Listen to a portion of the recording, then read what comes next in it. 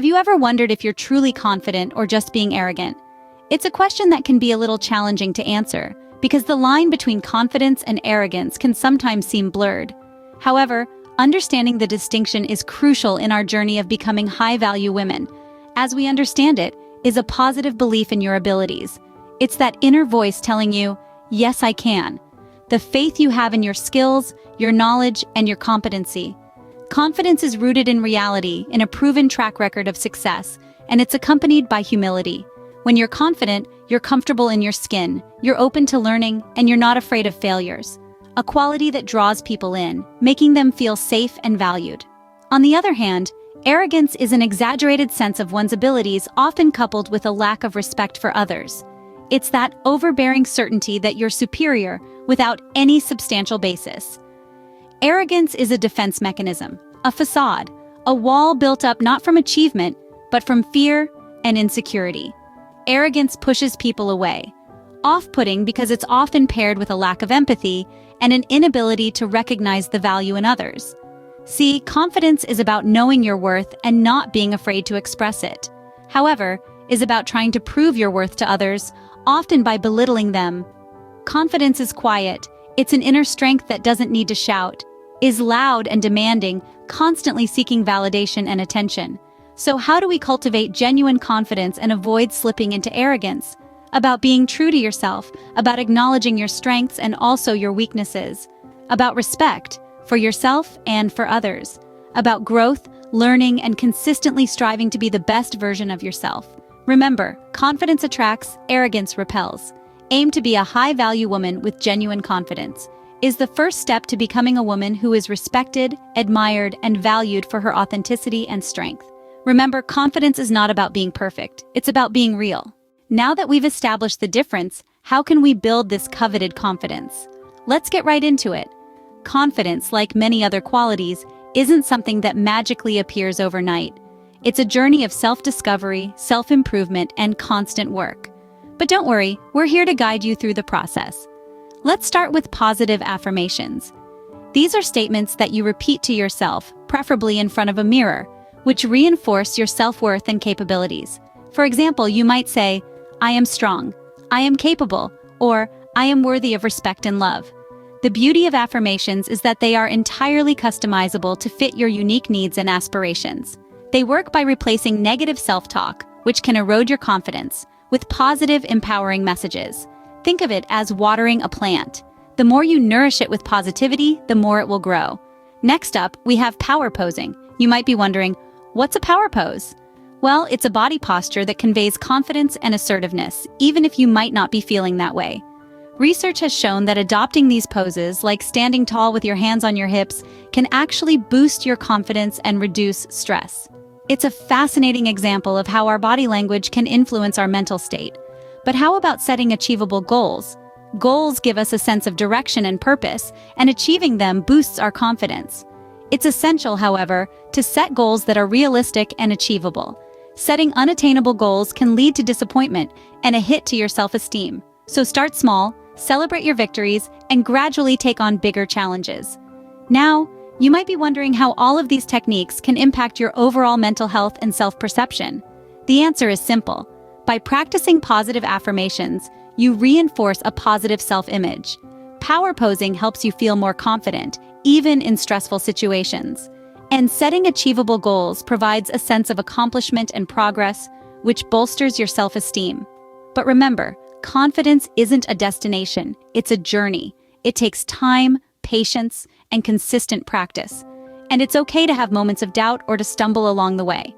What's important is that you get back up, dust yourself off, and keep moving forward.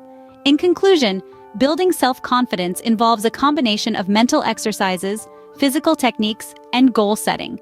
These tools can help you cultivate a positive self-image, handle stress more effectively, and feel more capable and empowered in your daily life.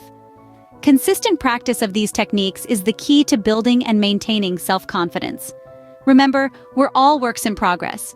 Each day is a new opportunity to grow, learn, and become the best version of ourselves. So let's seize those opportunities and continue on this journey of self-confidence together. Confidence is the foundation, but how do we use it to assert our boundaries effectively? Boundaries, my friends, are like invisible lines we draw around ourselves to protect our mental, emotional, and physical well-being. They're a sign of self-respect and self-care, and they're crucial for maintaining healthy relationships. But how exactly do we go about asserting these boundaries? Let's dive in. First off, be crystal clear about what you're comfortable with. It's essential to know your limits and understand what you can tolerate in different situations, be it at work, at home, or in your social life. It could be about how much time you're willing to devote to a project, or how you want to be treated by others. Once you're clear about your comfort zones, it becomes easier to communicate them. Now, on to the part that most people find challenging: saying no. Saying no can be incredibly difficult, especially when we're worried about disappointing or upsetting someone. But remember, it's your right to turn down something that doesn't align with your values or comfort zones. It's not about being unkind or selfish. It's about respecting your own needs. So, practice saying no without feeling guilty or offering lengthy explanations. A simple, "I'm sorry but I can't commit to this," can go a long way. Here's a handy tip. When you need to assert a boundary, use I statements. Instead of saying, "You're always interrupting me," say, "I feel disrespected when I'm interrupted." This way, you're expressing your feelings without blaming or accusing the other person. It's a more effective way to communicate your needs and will likely lead to a more positive outcome. It's also important to remember that asserting your boundaries is not a one-time event. It may take time and practice, and that's perfectly okay. You might not always get it right, and you may even face resistance from people who are used to crossing those boundaries. But stand your ground. Be firm, yet respectful. After all, your boundaries are about preserving your peace, and you are the one who gets to decide where those lines are drawn. Boundaries can also be flexible. As you grow and change, your boundaries might shift too. That's why it's essential to regularly check in with yourself and reassess your limits. And remember, it's completely okay to adjust your boundaries as needed. Now, let's talk about respect. Asserting your boundaries also means respecting others' boundaries. It's a two-way street. If you expect others to respect your limits, you must be willing to do the same for them. Remember, everyone has their own comfort zones and limits, and these should be acknowledged and respected. Finally, be patient with yourself. Asserting boundaries can be tough, especially if you're not used to it. It's a skill that takes time to develop, so don't beat yourself up if you find it challenging in the beginning.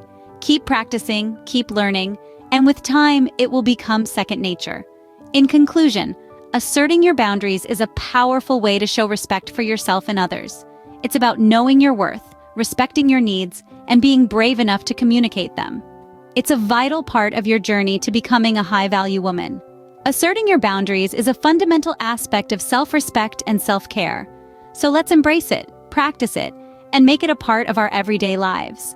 Because at the end of the day, you are in control of your life, and you have the power to define your own boundaries. Let's put theory into practice with some role-playing exercises. Imagine you're at work and you've been assigned an additional project on top of your already full workload. Instead of feeling overwhelmed and accepting it without question, here's how you might approach the situation assertively. "Hey, I appreciate your trust in me, but I am currently managing several projects. Can we discuss how to distribute the workload more effectively?" Notice the use of I statements, expressing feelings and needs without blaming or criticizing. Let's take another scenario. You're in a relationship where your partner continually forgets to do chores, leaving you with all the work. An assertive approach might be, "Darling, I feel overwhelmed when I end up doing all the chores. Can we discuss a more balanced distribution of tasks?" Again, you're expressing your feelings and needs without resorting to blame or criticism. Now let's imagine a social setting where a friend keeps interrupting you while you're speaking. An assertive response could be, "Friend, I value our conversations, but I feel unheard when I'm continually interrupted. Can we work on this together?" In each of these scenarios, the principles of assertive communication are at play. You're expressing your feelings and needs clearly, directly, and respectfully, without infringing on the rights of others. You're not being passive, allowing others to infringe on your rights. You're not being aggressive, infringing on the rights of others to assert your own. And you're certainly not being passive-aggressive, expressing your needs indirectly and causing confusion. Assertive communication is about balance. It's about respect for yourself and for others. It's about understanding that your needs, feelings, and rights are just as important as those of others, and expressing them in a way that acknowledges this mutual importance. It's not about winning or losing, but about finding solutions that work for everyone involved. It's about fostering understanding, respect, and positive relationships. Now, I want to point out that assertive communication might not always lead to the outcome you desire. The other person might not agree to your request or might not change their behavior, but that's okay.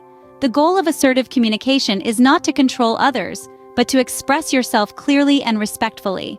And remember, assertive communication is a skill, and like any skill, it requires practice.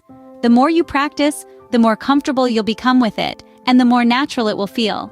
You'll find that over time, it becomes easier to assert your needs and boundaries, and to do so in a way that fosters positive and respectful relationships.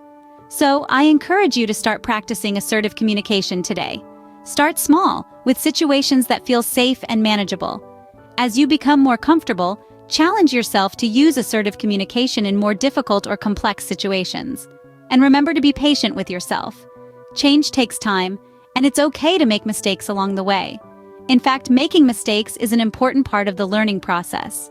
Each mistake is an opportunity to learn and grow, to refine your skills, and to become a more effective communicator. So don't be afraid to make mistakes. Embrace them as opportunities for growth. Remember, practice makes perfect. The more you practice assertive communication, the easier and more natural it becomes. Let's recap what we've learned today. We started off by distinguishing between confidence and arrogance. Confidence is about knowing your worth and believing in your abilities, while arrogance is overestimating your importance, often at the expense of others. It's like the difference between a solid foundation and a shaky facade. One provides strength and stability, the other is bound to crumble when put to the test.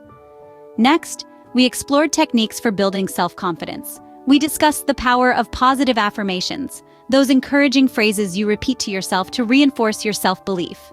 Remember, your mind believes what you consistently tell it, so make your inner dialogue nurturing, not nagging. We also delved into power posing, the physical expression of confidence. Just as your mind can influence your body can influence your mind. So, stand tall, own your space, and let your confidence shine through. Then, we moved on to asserting boundaries, an essential aspect of self-care and respect. We gave you practical tips on how to express your needs assertively, not aggressively. It's about using clear, direct language and standing firm in your decisions while remaining respectful of others. Remember the golden rule. Your boundaries are just as valid as anyone else's. We wrapped up with role-playing exercises to practice assertive communication. Practicing in a safe environment can help you feel more comfortable and confident when it's time to assert yourself in real-life situations. It's like rehearsing for a play. The more you practice, the better your performance will be. And there you have it, your roadmap to developing confidence and assertiveness. Remember, this is your journey, and we're here to support you every step of the way. Stay confident, stay assertive, and keep being the high-value woman you are.